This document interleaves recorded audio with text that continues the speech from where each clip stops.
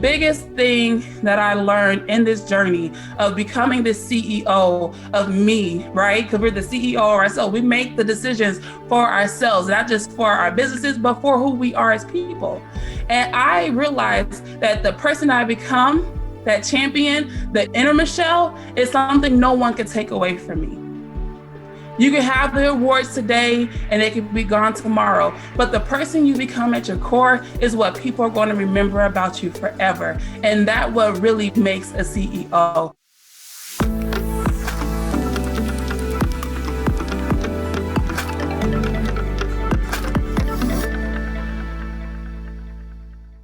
So tonight we are very honored and blessed beyond measure for having our keynote speaker, Michelle Carter. You know what? When Christian asked me, hey, can you introduce Michelle tonight? I'm like, let me look up Michelle. Let me see what I can find out about her. And lo and behold, I was so shocked. Very, very inspired. She is an Olympic gold medalist. She is the founder of the Youth Girl. He has won, collected so many awards. I mean, I can't count them. I want to read all of them, but no, we're not going to have enough time tonight. There are just so many great things to say about Michelle. And I know a lot of people out there, they have won a lot of awards. They made a name for themselves. But what made me really get so inspired about Michelle Carter is her faith. When I read about her Christian faith, how bold she is in declaring and acknowledging her humility and total dependence on God for all her success, basically to give credit to where it is due. And most importantly, one thing that I like about Michelle is her confidence about her build and how she goes out and empower others, that there's more than, that we're not defined by our own build, because we're all built differently and we're all unique, in our own little ways. And so I'm just so excited, and I don't want to take so much of her time because we want to hear from her. You guys don't want to hear from me anymore, right?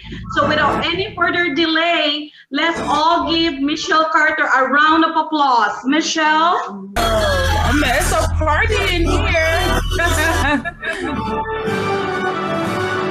Thank you so much for joining us tonight, Michelle. I am so inspired by your stories. You really touch my heart. You move me. And I know so many people are so excited to hear from you tonight. So take it over. Yes, thank you for having me. This is awesome. I really enjoy watching others being celebrated because it just encourages me so much, and to help celebrate with you all. So this is a very special moment, and I hope you all just kind of bask in this ambiance and take it all in, because you all have worked so hard to get to this moment, and that is very special because you've done so much. You've done all the hard work, and you deserve a round of applause for that, for sure. Well, like they said earlier, my name is Michelle Carter, and I am a 3-time Olympian. I have been to 3 Olympic Games, and the 3rd time was a charm for me. I won on my very last one. It's a hard journey. It wasn't easy. I learned so many lessons along the way, but I kind of just want to give you a little bit of background about me. So I started throwing when I was in 7th grade. And I remember coming home from school, I give my dad the permission slip, and I'm like, hey, Dad, can I join the track team? And he's like, well, let's see, who asked you, why do you want to do this? Because my dad was asking me all these questions because he wanted to make sure that this was something that I wanted to do. And the reason why my dad thought that was so important, I learned because, my dad had a whole history before I was born. He had a whole life. So in 1984, my dad graduated from college. We're from Dallas, so he graduated from SMU. He married my mom. And then he went to the 1984 Olympic Games in LA, and he finished 2nd. And then after that, he has a silver medal in the Olympics. So after that, he was drafted into the NFL to the San Francisco 49ers. And all that happened in 1984. Later that year, the San Francisco 49ers won the Super Bowl. So my dad has a fun fact to where he has an Olympic silver medal and a Super Bowl ring within the same year. But all that happened in 1984. But the best year of his life was in 1985 when I was born. So I didn't know anything about my dad's track career. So when I came to him with this permission slip, he wanted to make sure that this is something that I wanted to do because he didn't want other expectations to be on me because of what he had accomplished in the sport. So after he kind of questioned me down, making sure that the coaches weren't trying to make me do something because they know what he had accomplished in the sport, he finally looked at me and he said, all right, you can join the track team. He signed my paper. He said, but one thing.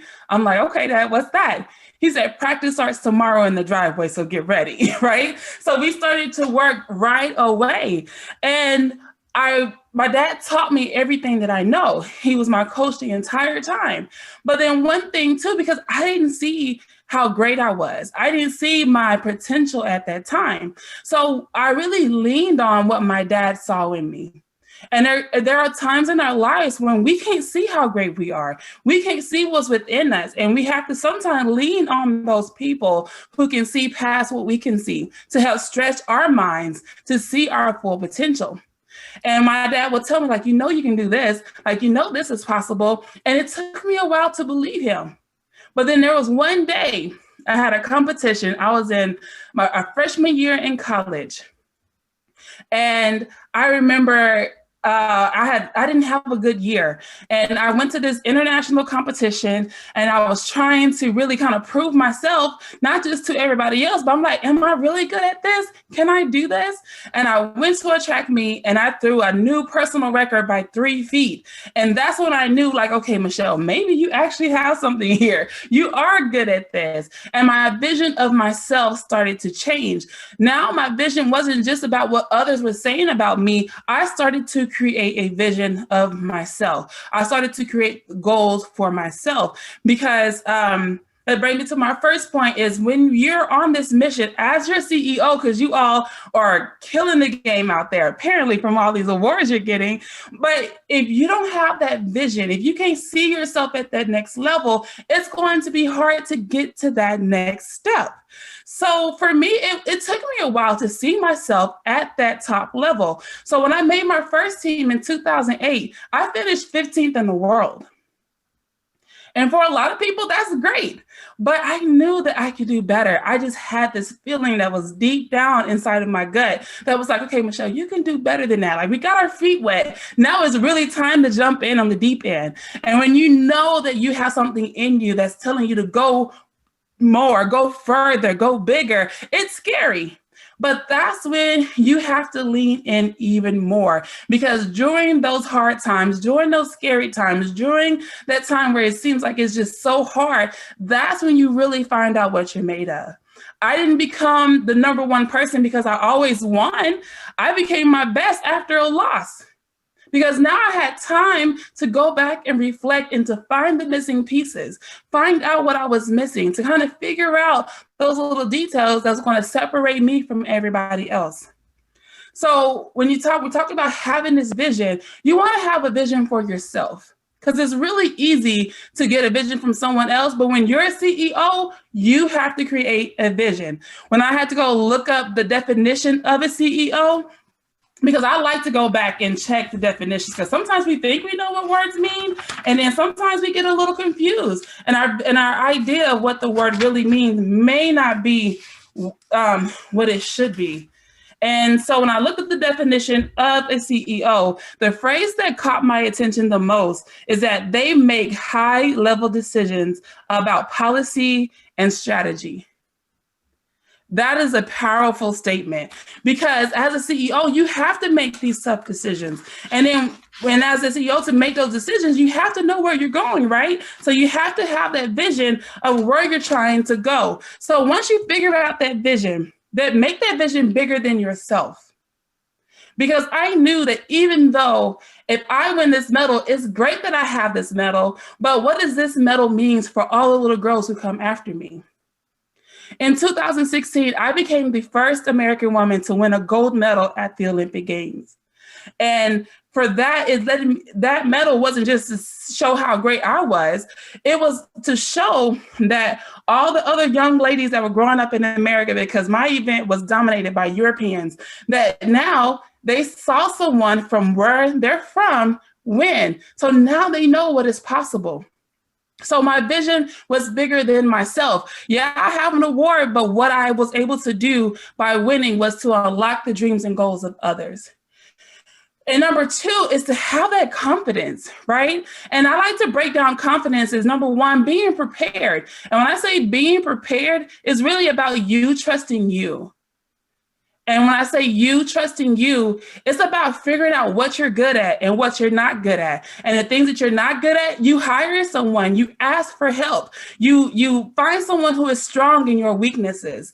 And that's what makes you strong and more confident overall. Because when you get to an area and you're like, I'm not sure, I can't really do that. This is not my strength. But now you have the confidence that you know you can go find someone to help you do that, right?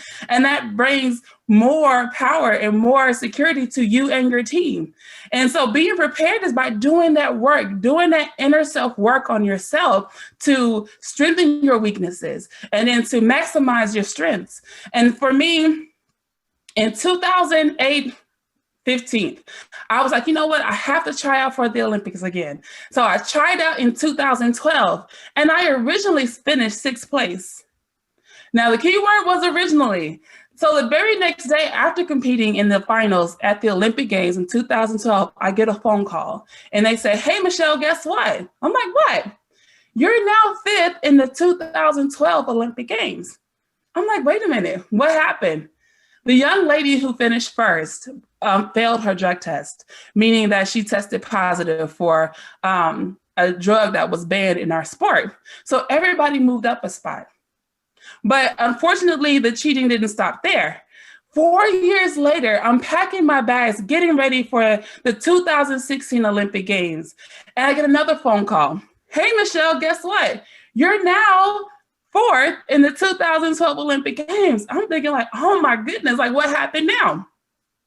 A young lady that finished, the young lady that finished 2nd, she failed her drug test in 2016.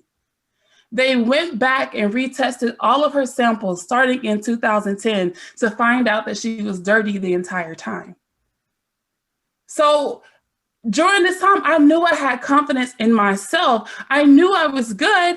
I couldn't control what others did. I can't control if they decided to take drugs or not.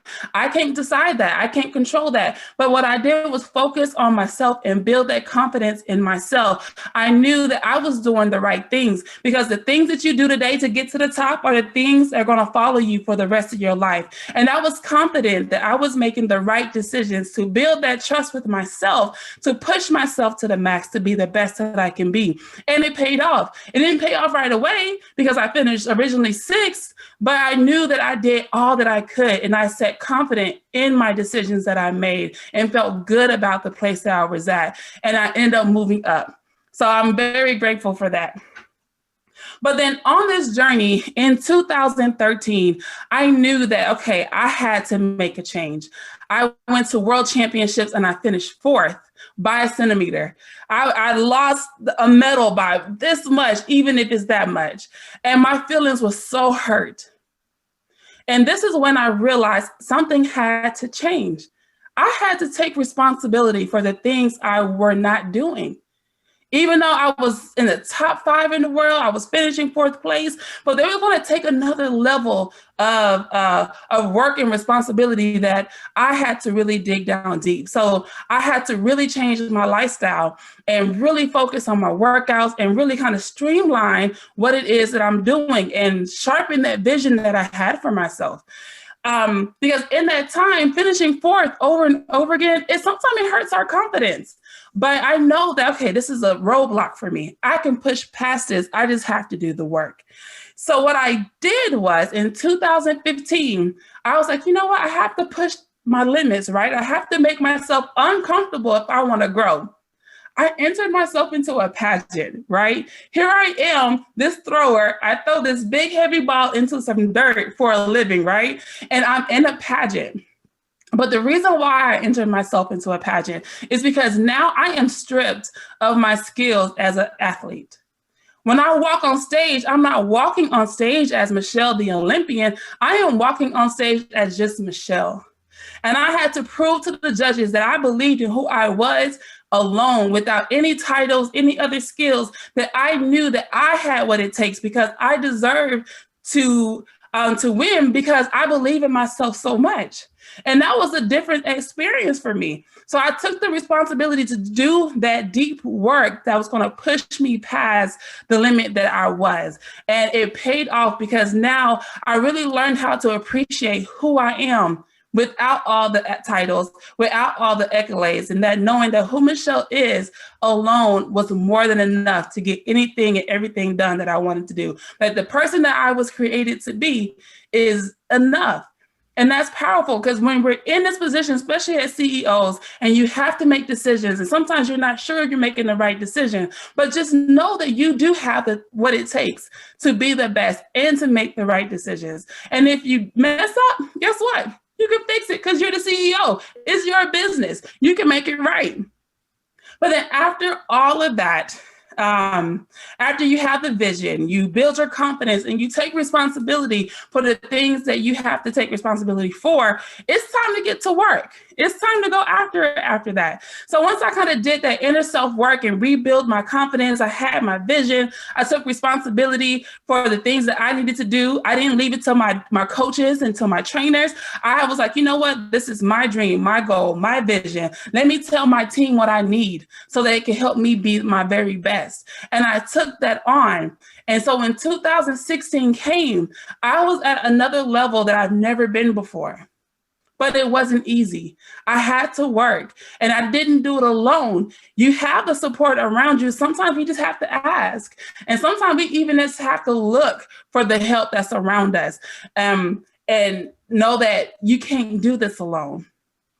But I really went to work, and that made the biggest difference in my training to help me get from when I first started in 2008 from 15th to originally 6th to 4th, and then all the way to first place. But the biggest thing that I learned in this journey of becoming the CEO of me, right? Because we're the CEO of ourselves. We make the decisions for ourselves, not just for our businesses, but for who we are as people. And I realized that the person I become, that champion, the inner Michelle, is something no one can take away from me. You can have the awards today and they can be gone tomorrow. But the person you become at your core is what people are going to remember about you forever. And that's what really makes a CEO. A CEO is that person that everybody can look up to, can get guidance from, can get advice from, and they look up to. Are you being that leader in your company? Are you able to not just lead yourself, but to lead others? And that's what we want to think about as we're being CEOs, because we're not just doing this for us.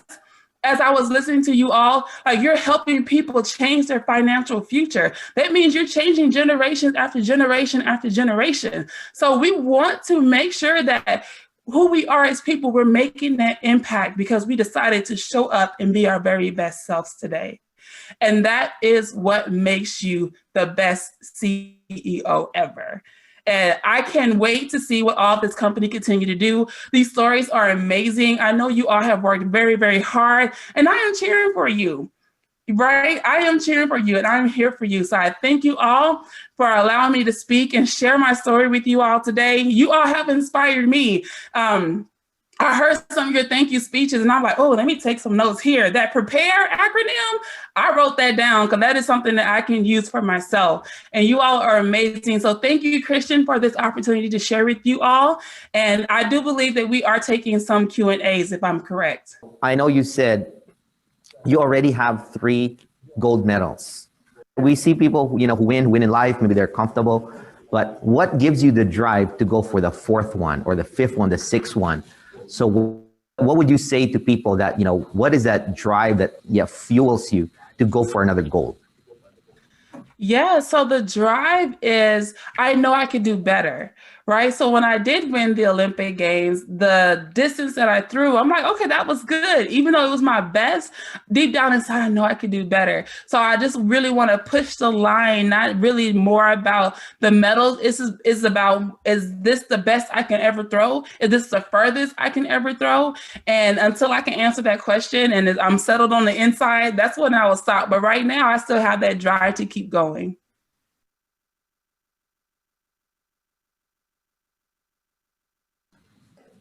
All right. Thank you for answering that. I do have a question here. So, how did you get up from failures and make the changes? What was your turning point? My turning point for my failures was that I felt like I kept failing the same test over and over again, because I don't look at failures as if like, oh, it's not meant for me to be. I look at failure as an opportunity to learn. And I felt like I kept kind of failing the same test over and over and over again. So when I realized I wasn't quite reaching where I wanted to be, that means there's something that I'm missing. I'm not seeing something or not doing something that I need. So I'll go over my workouts. I'll go over how I'm living. I'll go over how I'm eating. Am I going to sleep on time? I really comb through my life to find those areas where I can improve, to keep me from like reaching that wall, to kind of bust through that ceiling to the next level. But it really took some really deep inside work for that. Wow, that's amazing. I got another question here. What inspired you to be a part of the Olympics? Yes, that's a really good question. It's the highest of the highest, right? When you're an athlete, you think about being an Olympic gold medalist, like to represent your country.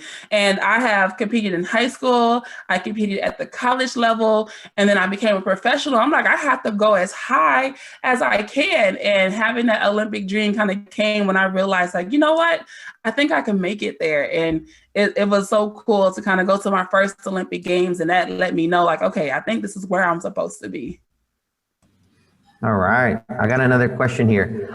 I am inspired, very amazing, but who inspired you, Michelle? That's a really good question. So, well, one, as I get older, I realize my dad actually has inspired me, because he saw something in me that I didn't see in myself in the beginning of my career. He told me how great I could be. And it took me a while to kind of see myself the way that he saw me, but he helped stretch me in that vision. And then the other person that has inspired me was Serena Williams, because I remember as a young girl, my dad called me into the office, because I think Serena's only a few years older than me. And my dad showed me her on the TV screen. And he said, look at what her and her sister are doing. You know, you can do this. You know, you could be great in the world this early in the game. And he said, if you work really hard, this could be you. And that was really something powerful that I remember watching, that, oh, if she could do it, I could definitely do this as well. Okay, well, we have another question here. When you streamlined what you were doing to go from fourth to first, what are the key things you did to refine yourself? Yes. So my main thing was discipline. I'm a free spirit. Like, I like to go and do the things I want to do when I want to do it. But when you have this dream and this goal and you're trying to go after it, you really have to kind of put on blinders.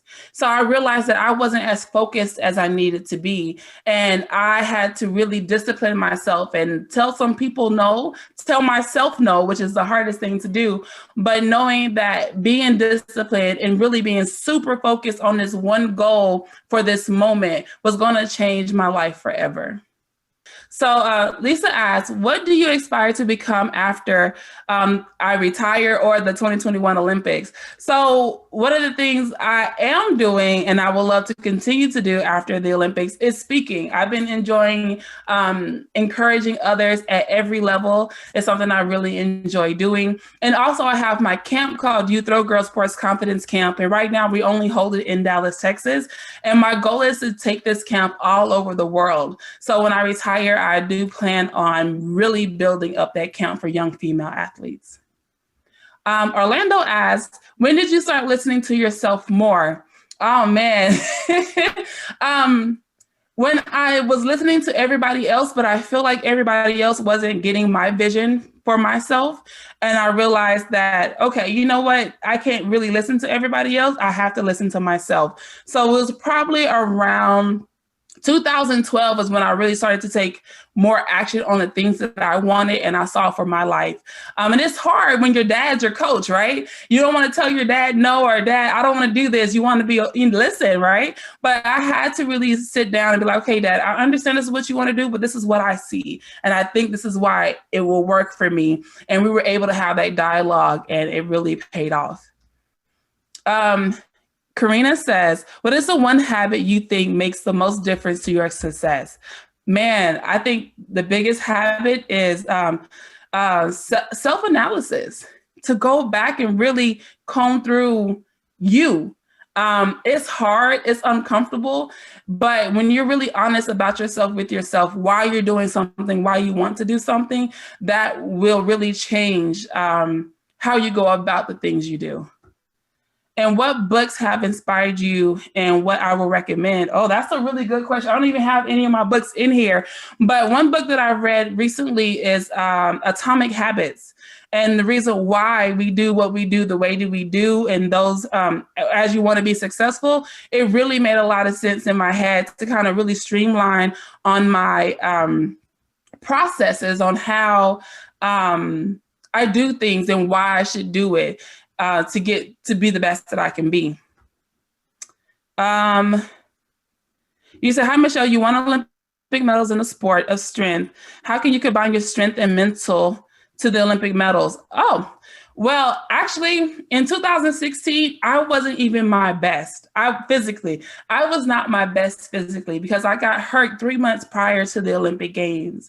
And in that moment, I knew that my body wasn't 100%, but what I did, I really focused on my mental game. So every practice, I didn't practice for the sake of practice. I was really focused and I attacked practice like a track meet, right? So then that way I had the practice to really focus and zone in when things were hard or when I got distracted. I had to retrain my mind to come back to what I'm doing. And that really helped because I believe that you can have all the physical talent in the world. You can have all the skills in whatever you want. But if your mind is weak, you won't reach the top. So I think that's very powerful. And then Jocelyn, yes, my dad is still my trainer. I will see him at practice tomorrow. So I think that's everything. Wow, thank you so much, Michelle. Can everybody give Michelle a big hand?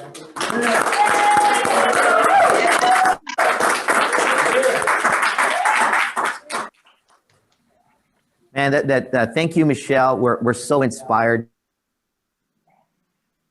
I mean, I was, really listening and, listening from somebody who talks like a winner and is a winner and had the discipline and took the action to actually be a winner. Thank you. We thank you so much for sharing. Yes. Wow. Wow, take a snapshot of that. That is a gold medal. Yes. Mm-hmm. That's really I don't bring her out often, Olympic but here she gold is today. medal. Yes. Take a picture. Everybody, take a picture. All right, take a snapshot. Not too fast, Michelle. We're taking pictures. Okay. I'm trying to get it. Wow. You got it? Wow. And you're so pretty too. All right, Just want to let you know that. Oh, thank you. I appreciate that.